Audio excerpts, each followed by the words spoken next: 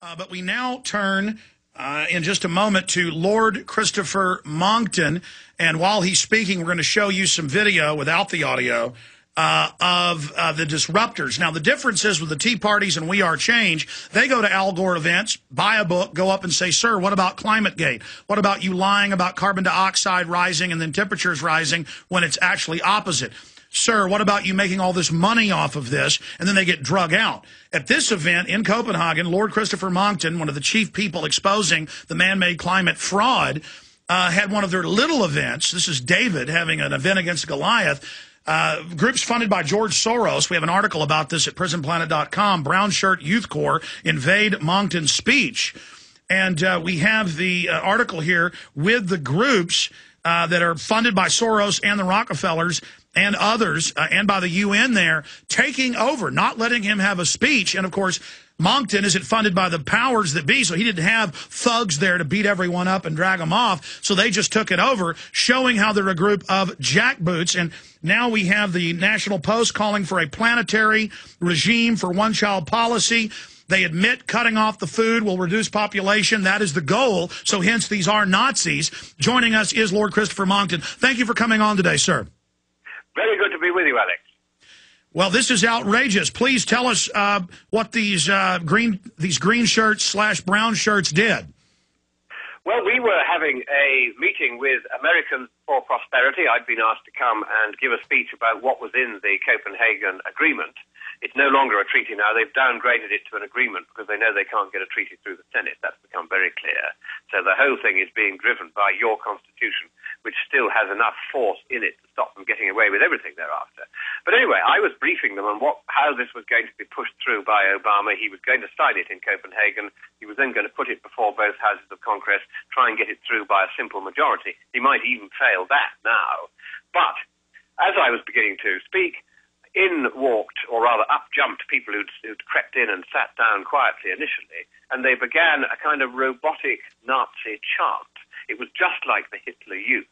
And indeed, the whole air of this Copenhagen conference has the stink of a Nuremberg rally about it, just at the time when we had hoped that in Europe, in the world, that kind of sort of centralist propaganda and only one system of thought being permitted had been swept away forever. Here it is re-emerging, no longer red, white and black, but now green is the colour that you find on every banner trailing from a public building. Green is the colour of the elaborate displays that the Nazis last used to have in all the main squares in Copenhagen, and now we have exactly the same kind of Nazi displays, but this time advertising climate change as the big enemy.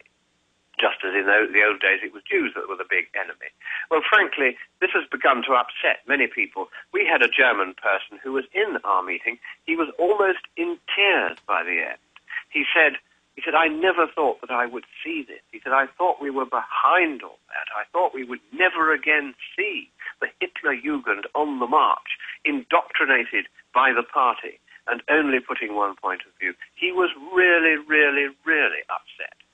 And of course, that's how terrifying it is for all of us who are here to see the robotic drill with which these people simply talk slogans. None of them know any climate science. None of them know any economics. None of them understand policy making.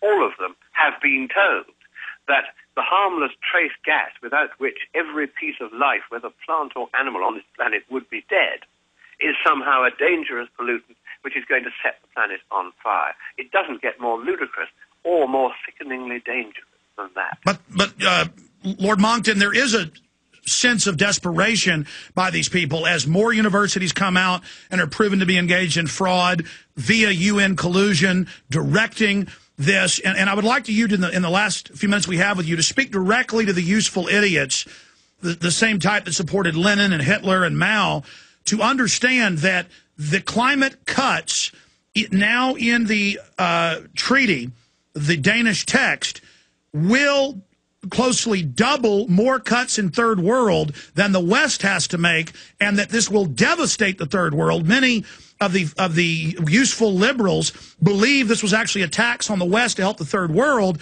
Clearly, the IMF and World Bank that have been caught engaged in predator activity against the third world have now been caught that this is all just a giant money-making scam. Can you speak directly to not just the same slogans as Nazis, but that this will result in the deaths of more people than the Nazis killed if implemented?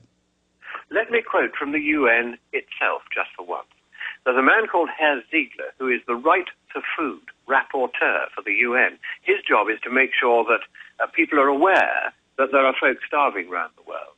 And he said 2 years ago that the biofuel scam was an outrage. He said that to grow biofuels, instead of growing food on agricultural land for people who need it, you grow biofuels instead for clunkers that don't, in the name of saving the planet.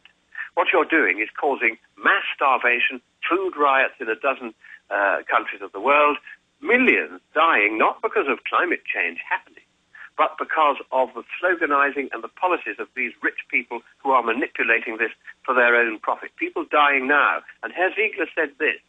He said, at a time when so many are starving around the world, to divert agricultural land from growing food to growing biofuels is, and this is his word, a crime against humanity. Well said.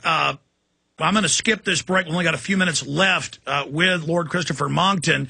I mean, how did this end with them taking over your event, vitriolically waving American flags, when this treaty will destroy U.S. sovereignty? Even mainstream news is saying the EPA coup of telling Congress, if you don't ratify this, we will, quote, and this is ABC News and Reuters, we will, quote, have a command and control system over you. How dare them flap American flags?